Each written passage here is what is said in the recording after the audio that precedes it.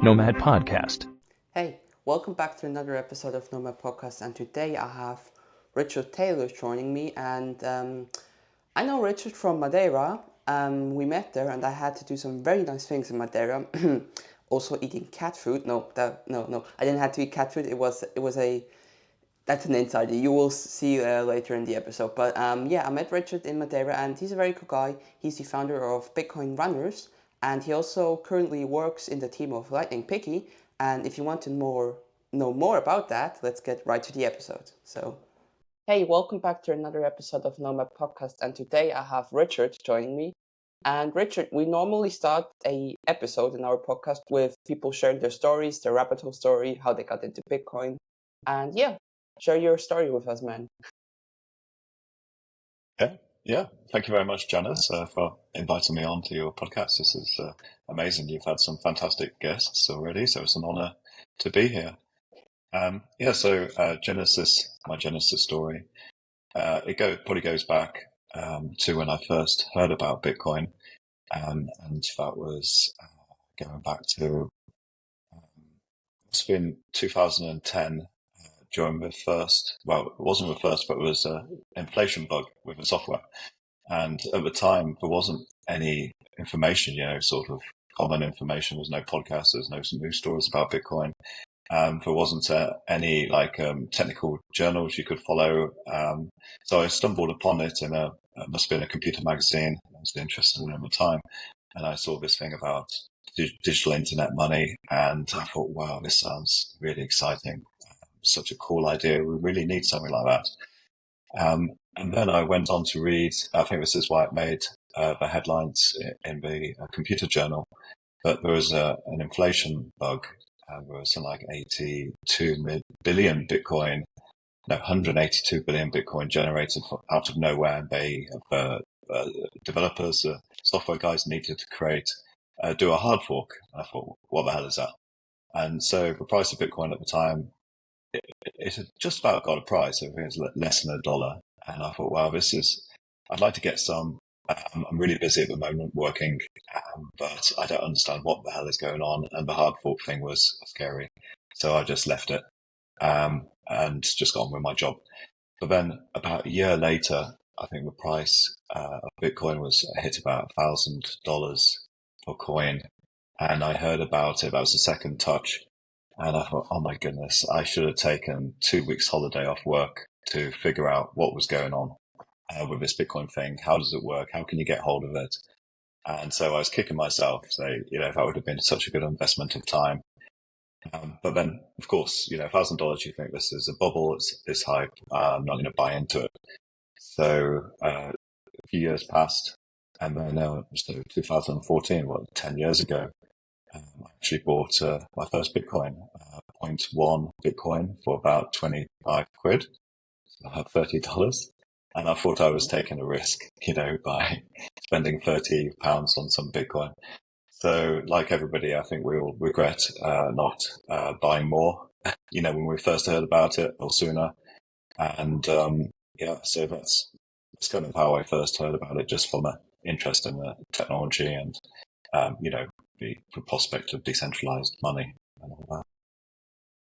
Okay, cool. So it's always similar from Bitcoin to Bitcoin. I saw it early but didn't buy it. Then when I should have bought it, I realized I should have bought it. Like it's always similar. At least for me, I'm not sure how you say it, but mate, you do some amazing work with Lightning Piggy, right? You're part of the Lightning Piggy team, and you also have your own company, I would say, Bitcoin Runners. Would you also like to share something about that? Because I think it's really interesting, especially for today's topic of today's episode. So please. Yes, don't trust, verify. Lightning Piggy. This is it's a piggy bank for kids to save in Bitcoin to get them onto the Bitcoin standard as soon as possible. I think it's a generation really born from 2029. Sorry, 2009 onwards as a Bitcoin generation. And so the idea is it's a physical device, just like a piggy bank, but instead of accepting coins. It takes Bitcoin over the Lightning Network. So there's a screen, a single board computer, a battery. It's a very simple, low-cost device that you can make yourself from just parts ordered online. And it shows you your balance of how many Satoshis you have and your most recent transactions with messages. That's the cool thing about the Lightning Network. You can include a message with your transaction and it's lightning fast. It shows up on the Piggy instantly as soon as you send it from anywhere in the world for very low cost. Yeah, the idea is it's an open source project, and it's not a company as such, just a community of people interested in that. There's mostly people with children who've built it for their kids, and maybe they've built one for themselves as well. It's not just limited to kids saving, but it could also be used as a tip jar. For instance, you could have it on your counter in your shop and invite people to leave a tip just from scanning a QR code that's on the device. That's how we met. In Madeira, we were running the Lightning Piggy stand, and then we had the opportunity to do a panel together, which was really cool. Mm-hmm. Cat food, one word, just cat food. That was the game changer, I think. But yeah, Yes, yeah. How did that come about? Was it a panel about trust, or do you remember exactly what it was? it was about trust. Oh no, yes, it was about trusting Bitcoin or don't trust verify. I think it was even that topic, and I remember just too perfect. You said that you're gonna show the children how to don't trust verify by using beans, but you some reason switched like the labels that it looks like cat food or something like that. And then I had to eat it obviously and show them, well, it looks like cat food, but it's not cat food, right?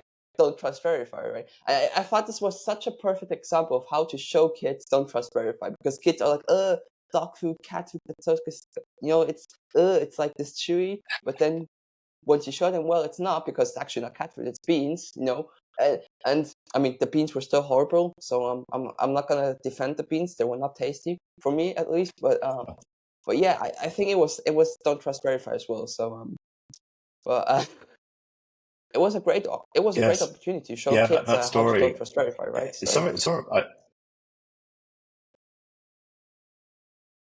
yeah. It was something that yeah. inspired me to do the day before. I thought, how can we're going to have an audience of kids. How can we leave them a lasting memory? That makes them think twice. When they hear things. And so that goes back to. It was actually something when I was growing up at middle school sort of age, 10 and 13 years old, that sort of age. And somebody came into school and it was dog food. And he had a tin of dog food and he stood on the stage and talked about how, he was going to eat it. And he opened the tin with a tin opener. So it was like clearly it was the real deal. And I took a spoon to it and I started munching away. And everybody it was a shock and awe in the audience, and people were amazed. And eventually it let on, but so it was really cool that we were able to pull that off. um, Mm. with the Bitcoin Madeira panel, and it's really cool that you volunteered to be the one eating those lovely beans. And it was quite amazing afterwards that we asked the audience that I think the majority of people thought you were actually eating cat food at the time, and even the adults were convinced you just done it. And to a lot of people, it seemed fairly normal. So it's a good way to a simple way to instill that don't trust verify message, which we don't normally hear about. I guess just in normal education context and growing up and what we're told to believe or trust. I mean, in a sense, it's also proof of work, because you show your work and you show the proof of the work, right? Right? Because when I thought about this eating, eating the beans and showing it's cat food, although it wasn't cat food, right? My first thought was, well, it's also proof of work because I'm doing the work and I'm showing it, right? Because we showed it in front of the kids. You know what I mean? So but that's a different story. I would also like to talk about your second project that you are the founder of, Bitcoin Runners. So how did you get the idea of Bitcoin Runners then? I mean, if you're part of Lightning Piggy and you do Bitcoin Runners, I mean, what was your main motivation behind Bitcoin Runners? And do you also implement the don't trust verify aspect there? Um, or proof of work aspect. I mean, run hundreds of miles, right? And you get Bitcoin, proof of work, right? So is that how did you had the idea? Sorry, I'm always making like a huge question, but what was the motivation and idea behind Bitcoin Runners? Yeah, that's a great question. You're absolutely right. Proof of work and running, proof of work matters. It really does, in the context of money and in the context of life in general. You have to go out and put the effort in order to get the rewards. There's no reward if there's no effort made. You don't feel good about it. So, Bitcoin Runners, I started that 5 years ago. Again, it's an open source project. I was really inspired by Bitcoin and how that project started and how its ethos. So Bitcoin is very much a teacher in that sense, that you can be permissionless, you're decentralized. You don't need permission if you're free. You can go for a run whenever you want to. There's no borders. And at the time, this is going back 10 years, I started running and Bitcoining around at the same sort of time. And both of those activities totally changed my life for the better. And I haven't stopped. In all those years, just gone further down the rabbit hole in both subjects. And it's, the two best things activities I've ever done. So with regards to running in the UK, as you probably know, there's a lot of running teams. There's vegan runners, for instance, people who are passionate about veganism. They wear a t-shirt and they go for a run, and they're more than happy to talk about, veganism to anybody that they meet or ask questions about it. But there's also lots of there's like a lonely goat club, people who just like to just be wanderers. You name it, there's a running club. But at the time, there wasn't any sports clubs associated with Bitcoin, and I thought it makes perfect sense to wear a T-shirt saying Bitcoin runners, wear it with pride. When you feel like you're happy to dox yourself as a Bitcoiner. I never had any fears about that. And go for a run, and then people see the shirt, and then if they're curious, they might ask a question. So I've seen something in the news saying something negative about Bitcoin.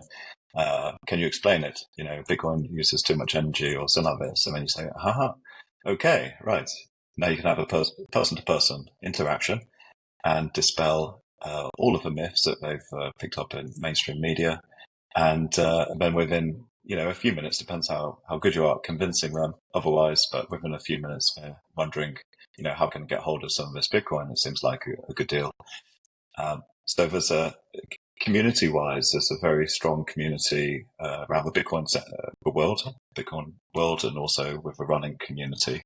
And bringing these two powerful freedom-loving communities together, I think it's a natural fit. So again, it's not a company. It's a bit like the Lightning Piggy project. It's open source, so you don't need permission to be a Bitcoin runner. There's no sign up. There's no fees to pay. You can even make your own shirts. We have the designs online that you can download. And it's just about getting the message out there and trying to orange pill as many people as possible. I can recommend running. Yanis, are you a runner? Have you in sports? Well, I used to play football. I'm not gonna say soccer because that's the American English. I'm gonna say football because it's football. Let's be honest here. It's the proper way to say football, not soccer like the Americans do. So and I played tennis, and of course there you run a lot. So I liked running. I was always a stretchy person, so I could even do the splits because of tennis, because we always have to stretch through the ball, right? So, but yeah, I love running. So it gives you a clear head sometimes. If I have like too much in my head, I just go outside for a walk or run, and then I'm free again. You know, my thoughts are gone of whatever I'm thinking of, right? Mm. But yeah, I run. So. Yeah, absolutely. When you do it with a game of football, you can be running between, I guess, 5 and 10K in a match. Depends on your position. Obviously, if you're goalie, it's a bit less. But you do cover quite a distance of accelerating, decelerating. Um, and yeah, it's the most humbling activity I think I've ever participated in, especially when you're running, obviously when you're running with others in a race, it could be, for instance, you find yourself, running alongside somebody else and you're racing against them. And it really comes down to how much work you put in terms of training to see if you have the edge when you come to a hill or the going gets tough. So it's extremely humbling, and you have the greatest amount of respect for anybody who is doing the same activity as you, wherever they are. If the person who's coming in last, they've put in a lot more time and effort into completing whatever the distance is. So from that community sense, everybody gets congratulated for what they're doing, for improving their health. So there's a lot of parallels with how Bitcoin, how the mining works, and the person who puts in the most work, has the potential to get the most reward. But it's not a given. There's some variability, some luck involved as well. And it's true with running. You could be the best runner ever, but you may not win the race because you're having a bad day or some variability in it. So, the hashing of the legs. Um, there's so many parallels to be drawn between the protocol and running. So for me, it's a perfect fit. And the more people we can get into Bitcoin and physical sports, whether that's running or cycling or swimming, or whatever the activity is, just to be getting outside and moving the body, and focusing on personal health, to take your mind off, the fiat world, the fiat life that a lot of people suffer in before you become a Bitcoiner. Once you become a Bitcoiner, things become clearer and easier. So I think it's an important process, an important thing to take on. Okay, that's cool.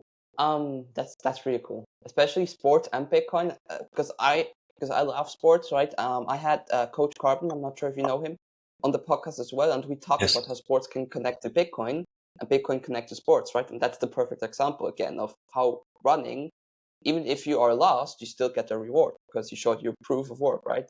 Showed your work. So that's really cool, man. Um, is it then, because you said it's a project and it's open source, right? Everyone can do it. But then how do you do it sometimes with like meetups? Do you just have like a circle of people, for example in the UK now, which you tell them, hey, go to this meetup point or this meetup point, then you meet and then you go for a run? Or is it more like let's say like we had in Madeira, like where you could choose between football, running, and stuff like that? Or how do you do that? And do you have a group for that, or do you just tell people to sign up for the newsletter of Bitcoin runners, or how do you do that essentially? Yeah, that's a great question. Uh, we one of the excuses of setting up Bitcoin runners was to give something back to the Bitcoin community. So to conferences, was an opportunity before the conference starts to go for a run. When you Okay. arrive in a new city, there's conferences all over the world. So you may want to just stretch your legs. You got off a long journey and you want to stretch your legs, visit the city, wherever you are, and meet some other like-minded Bitcoiners. So we organize conference runs. We've been doing that for 5 years. The first one was in London, the Digital Asset Summit. And at the time, there was only one other runner. And we ended up, it was supposed to be a 5K, but we did 20 because we were both keen runners at the time. But it's grown. And so Madeira, we put on 2 runs. It was a Health in Seaside Run. That was the first one before the conference started, along the seaside runs inside Boulevard, about sort of sunrise time. So it was a beautiful time of the day. The sun was coming up. And actually, somebody was, for that one, it was quite memorable because one of the participants arrived wearing this huge Bitcoin bee. He was just dressed up as a Bitcoin bee. His mother had made this costume, and he came running over the horizon. He arrived a bit late, so as we were starting, he just appeared, and it was just incredible to see him coming in with all the wind resistance from his costume. Was quite amazing. And then we also hosted a mountain run after the conference finished for anybody who was staying on, who was a bit more challenging. It was running up to the peak of Madeira Island. It's a couple of thousand meters altitude. So we put on a coach and went up there. So it was a great networking event for like-minded people. And once you've met people at the beginning of the conference, obviously a lot of strangers, but you have something else in common, not just Bitcoin, but you're also sporty.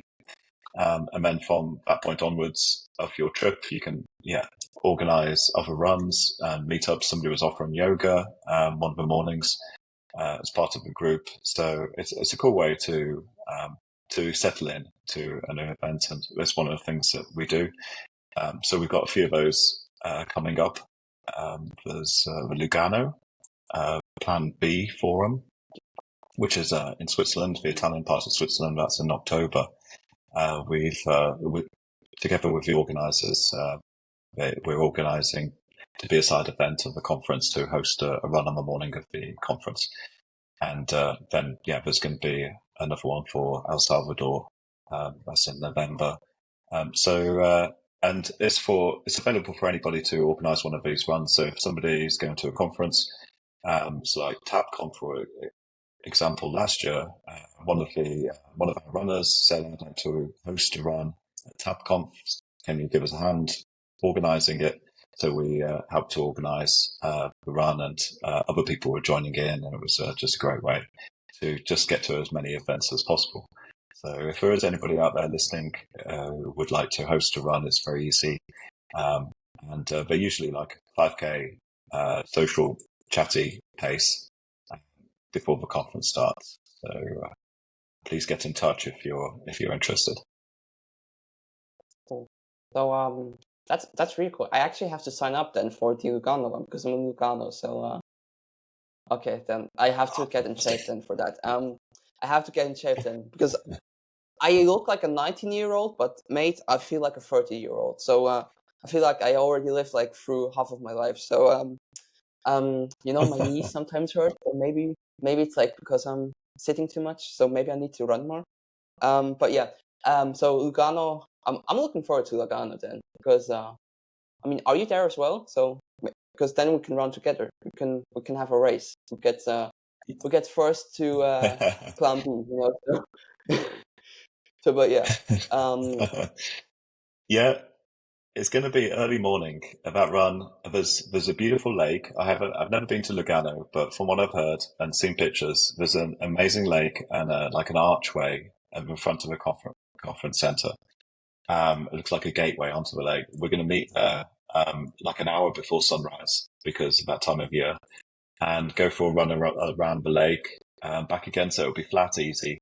And then we'll be coming back just about sunrise time. So we'll be ready for, breakfast and getting the day started. So it'll be a good one. I'm glad to hear that you're going to be there, and I'll hold you to the fact you're going to come and join us. Just that Lugano is in November, so sunrise is even later. So does that mean at 7 o'clock or 6 o'clock we will meet there? Because in summertime it's like around 5 where the sun rises, right? But in winter it's like 1 hour later or 2 hours later. So it's not going to be too early, right? Yeah. Because I need my beauty, so. Yeah, I think the doors open at 8, but the conference doesn't open until later. So there's going to be time to get like showered and changed and have breakfast after the run. But you're right, isn't it like the end of October? So yeah, sunrise is getting late in the day at that time. So sunrise is about 7. Yeah, 7-ish. Okay. Yeah, it's going to be early. I'm not a morning person, but good way to wake up. Okay. Cool. So, Richard, I have maybe two more questions for you because I'm gonna end the episode soon because I always do short episodes because I have a lot of younger people that watch the podcast. And they always are like, "Oh, don't make it too long because I don't like 1 hour podcasts." So I always try to keep it short. So, my second last question for you is, with Lightning Piggy and Bitcoin Runners 10, and as you said before, it's an open source project. Do you also aim to create apps then where people can connect like we have with the Orange Pill app, or is it just through website or through social media? And yeah, is there any ongoing plans to create an app for both of them? Yeah, but there's a Lightning Piggy app in development, and at this stage, it's been developed as an open source way. So one of the contributors, Ben Weeks, is a really cool, prolific developer and inventor of things. He's so cool. His whole family is really amazing. And he's come up with the Lightning Piggy app, and it's a way that you can. It's like a wallet for kids, basically, that's connected to the Ellen Bits side of things, how the piggy operates. So you could have your physical piggy next to in your bedroom, next to your bed that you've built yourself, and then you can also manage it from your app.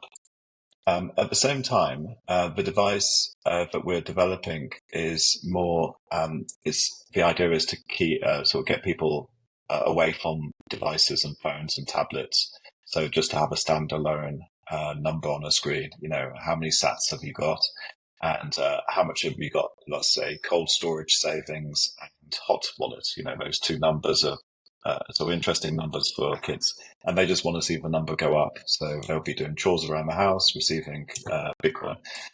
So we're more focused on making the hardware sort of separate devices, so that to move away from the screen, and particularly for younger kids. So I think this is for when you would get your first piggy bank, traditional piggy bank, let's say, probably when your milk teeth drop out and you receive a coin in exchange for that. Now with the piggy, Lightning Piggy, you would get a Lightning transaction from all family members, wherever they are in the world, for that achievement. So yeah, from what's about maybe 4 years old onwards.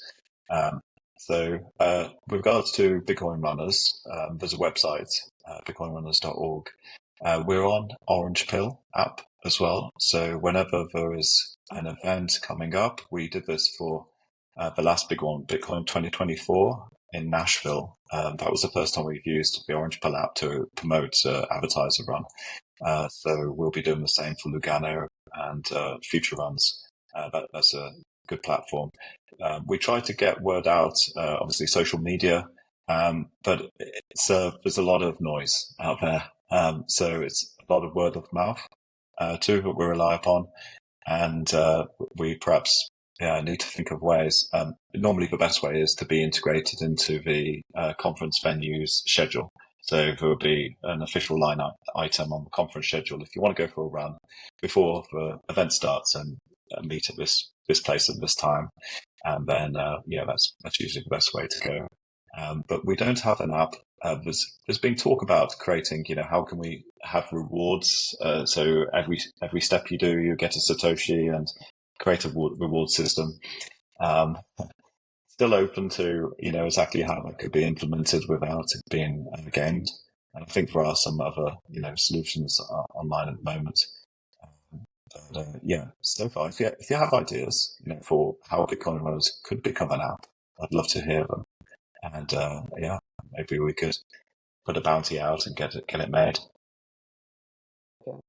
Thank you. That's cool. Actually, the one with running and earning sats, like that's not a stupid idea because it's actually even clever because then don't trust verify proof of work. It then proves that again, right? So but yeah, that's amazing, mate. If you create the app, can you please implement the sats one? Where we walk and we earn sats because that would be because I walk a lot in a day. I walk like let's say 5 kilometers, even if I'm in the house because I'm not the person I can not sit still. I cannot sit still. Sorry, I always have to run around, move myself. So I'm moving my body now. So But yeah, that would be cool if you would implement that in the app and create an app for that. So, but yeah, mate, uh, you mentioned before that you're on the Orange Pill app, that you're on Twitter, I think, on Nostr.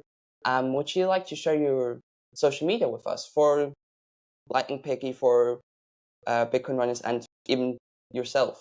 Would you quickly like to tell us what your names are? Yeah, yeah, sure. So Nostar is a way forward, for communications, let's say public communication. So Bitcoin Runners and Lightning Piggy are both on there. The handles, Mm-hmm. I think if you search for Bitcoin Runners and Lightning Piggy, it should come up. Um, and yeah, if I list out the pub, it'll be quite long. But there should be some, link to it. I think, just the words using primal, should bring it up. Um, yeah, I think that should work. And obviously on Twitter or X, we're on there too. And then again, just the standard handles are Lightning Piggy, Lightning Piggy, and like Bitcoin Runners for the two handles. And my personal one is Bitcoin Free Us. So Bitcoin and then number 3 US. That's on Nostar. And then on Twitter, which I'm using much less of these days and going to probably delete soon. Um, that's free NRG, free energy. So Nostar is definitely the way to go. And I could recommend Primal as an app to access the network. Okay, cool. I will just put the links all down in any description below. So yeah, Richard, thank you for joining me. It was an honor to have you. It was actually funny in Prague. I approached you like 2 times and asked you if you would like to record an episode with me, and we were like, oh yeah, let's do like iPhone handy number, Twitter, show me your social media. It was like really funny. So thank you for joining me today. Dear people, that was another episode of Noma Podcast. I enjoyed it. I always enjoy having people on, so it was nice to have you on, Richard. And yeah, Richard, hopefully see you in Lugano for the run. If I'm not there, you have to call my mom and tell her to get my ass up and go for a run. So hopefully see you in Lugano. I can't make any promises, but hopefully. So but yeah, see you soon. Nomad Podcast.